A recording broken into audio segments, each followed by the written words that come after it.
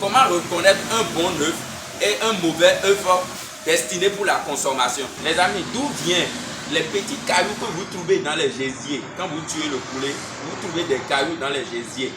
Et ça sert à quoi ces cailloux? Comment on distingue la femelle du coq? Alors pourquoi les viandes des poulets sont souvent molles? Dans cette vidéo, je vais répondre à des questions que vous vous posez régulièrement sur les poulets. Et si vous êtes nouveau sur notre chaîne, la communauté des entrepreneurs, si vous aimez l'agro-business, si vous voulez investir dans le levage de poulets, l'escargot, c'est votre chaîne. N'oubliez pas de vous abonner, d'activer la cloche de notification pour ne rien rater. Et on commence.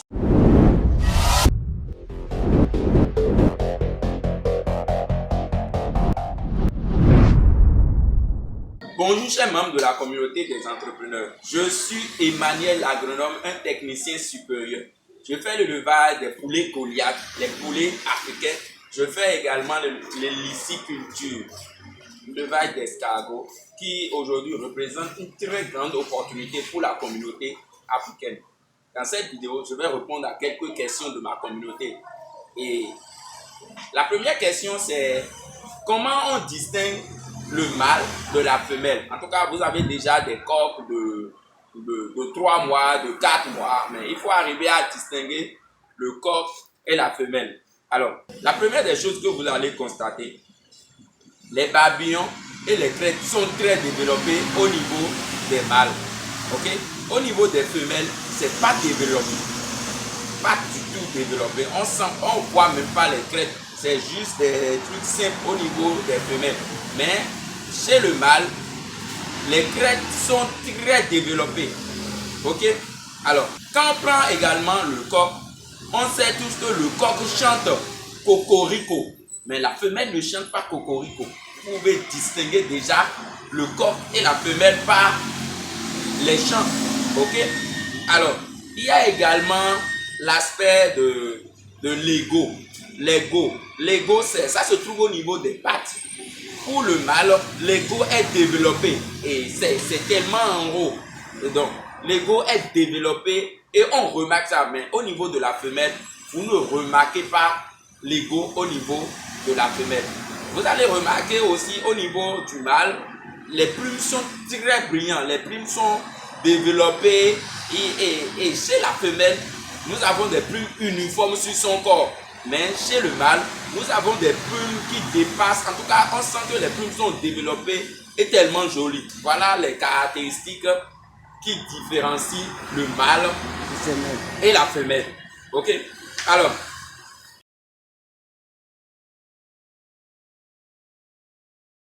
pourquoi les viandes des poulets sont souvent molles?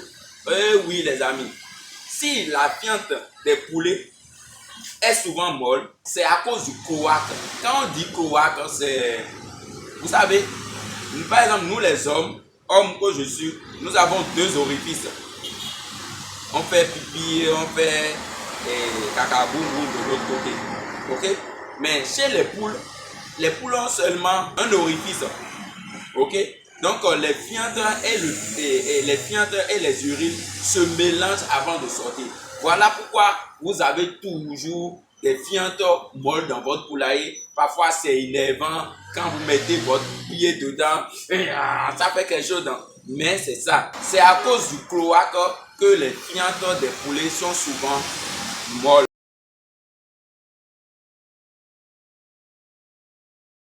La troisième question ici, c'est d'où viennent les petits cailloux que vous trouvez dans les gésiers des poulets quand vous tuez? Et ça sert à quoi?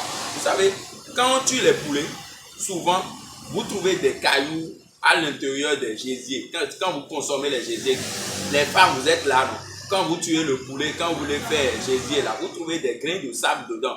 Et c'est quoi le rôle de ces grains de sable et d'où viennent ces petits cailloux? Je vais vous dire. Ces petits cailloux viennent d'abord de la nature. C'est pour ça que les poulets qui vont dans la nature, les poulets élevés biologiquement, qui vont dans la nature picorer la végétation des grains, picorent également des grains de sable. Ces grains de sable facilitent la digestion pour ces poulets. Ok? Voilà pourquoi nos poulets de maison, les poulets élevés en divagation, consomment très bien les grains de maïs sans conséquence. C'est qu'ils consomment et les poulets arrivent à digérer parce qu'il y a des grains de sable dans leur gésier et ça facilite plus la digestion. Voilà pourquoi vous trouvez des grains de sable dans les gésiers des poulets locaux élevés en divagation.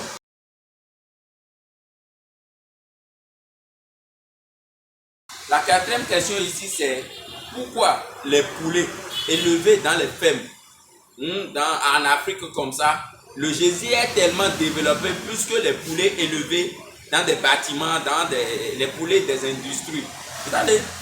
Quand les poulets sont dans des bâtiments là-bas, ces poulets ne consomment pas des grains de sable. L'élevage industriel fournit déjà des aliments très faciles pour la consommation aux poulets. C'est que les poulets, dans les bâtiments, l'aliment que nous, on envoie déjà, on écrase déjà tout ce qu'il faut. On écrase déjà les grains, on écrase tout, on donne aux poulets qui est dans des bâtiments. Mais les poulets qui sont dans la nature, on ne donne rien. Donc, à force de travailler leur gésier, le gésier est plus développé chez les poulets élevés en divagation que chez les poulets élevés dans des bâtiments.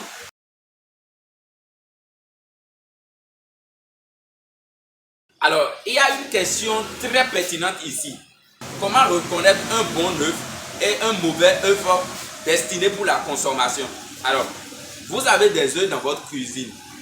L'œuf est destiné pour la consommation. La première des choses, avant de casser l'œuf et de commencer à faire votre omelette, il faut vérifier déjà est-ce que l'œuf est en forme. Alors, pour vérifier, vous prenez juste un récipient, vous mettez de l'eau dedans et vous laissez l'œuf à l'intérieur. Vous allez constater deux choses. La première chose, si l'œuf flotte à la surface de l'eau, ça veut dire que l'œuf n'est pas bon. Ok, vous jetez ça. Mais si l'œuf se retrouve au fond de l'eau, ça veut dire que l'œuf est bon. Donc vous consommez l'œuf qui est au fond, mais vous jetez l'œuf qui est en surface, l'œuf qui flotte. Voilà comment il faut distinguer un bon œuf d'un mauvais œuf.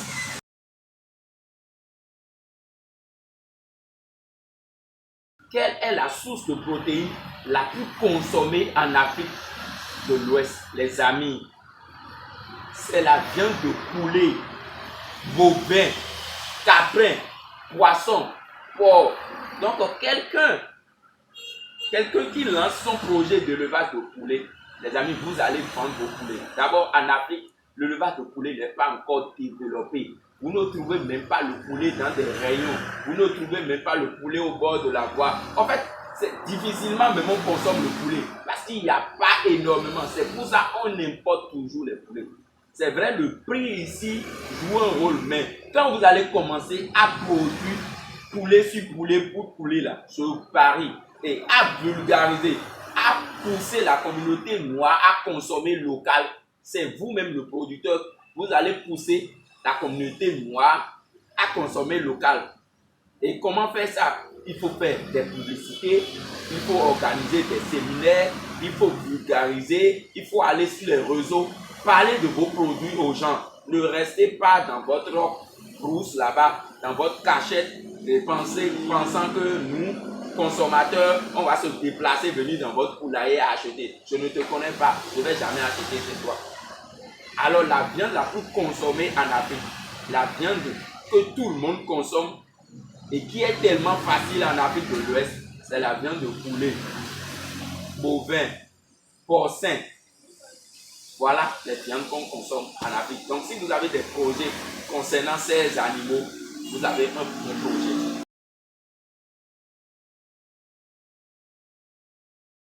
Alors, les amis, la question ici, c'est la question qui vient répondre à ta question. Pourquoi je vais me lancer dans l'élevage de poulet? Pourquoi? Je vais répondre à ta question, pas cette question, ok? Pourquoi on appelle la viande de poulet la viande accessible? La viande consommée par tout le monde, les amis. C'est parce que c'est facile de trouver. Parce que tout le monde peut le faire. Parce que même si tu n'as pas été à l'école, tu peux le faire. Même si tu as fréquenté, tu peux le faire. Ça ne requiert pas des diplômes avant de le faire. Il suffit juste d'avoir la connaissance. On te dit, donne ci, donne ça. Et tout le monde peut le faire. Et c'est une viande qui est sur le marché, partout. Le pauvre consomme, le riche consomme. Pour des événements, c'est la viande de poulet, on trouve plus sur les tables. C'est que même si vous avez rien, vous organisez des fêtes, qu'est-ce qu'on trouve? La viande de poulet est toujours présente là. Voilà une opportunité pour la communauté noire. Nous devons tous ensemble produire du poulet et nourrir notre population africaine.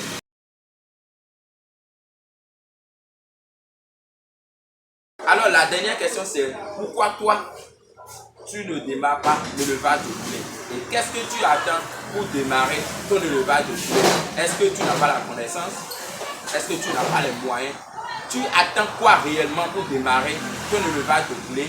Tu me mets ça dans les commentaires et je te donne des astuces pour démarrer ton élevage de poulet. Alors là, si vous aimez la vidéo, si vous avez appris quelque chose de nouveau, n'oubliez pas d'aimer, de commenter, de mettre en commentaire ce que vous avez appris dans cette vidéo et partager cette vidéo avec la communauté noire. Les amis, je vous aime et à tout à l'heure.